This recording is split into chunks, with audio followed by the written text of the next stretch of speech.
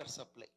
వాళ్ళు మిషన్ భగీరథ మీద చేసిన ప్రయత్నాలు, దాన్ని గండిగొట్టి కేసీఆర్ గారిని దారి మళ్లించిన పద్ధతి చూస్తే కళ్ళల్లో నీళ్ళు వస్తాయండి. అది ఆ ఇంజనీర్లు చేసి లాస్ట్కి ఏమన్నారంటే, ఈడేమన్నా చేస్తాడేమన్నా భయానికి ట్రాన్స్ఫర్ చేస్తే అన్ని సర్దుకొని పోయినాం సార్ ఇంకో డిపార్ట్మెంట్కు అని.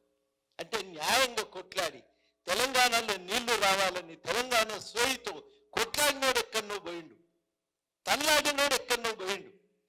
ఇవాళ పంచుకుందాం తెలంగాణ అన్నోడు ముందయ్యి. కానీ మనం ఓడగొట్టినాం దాన్ని.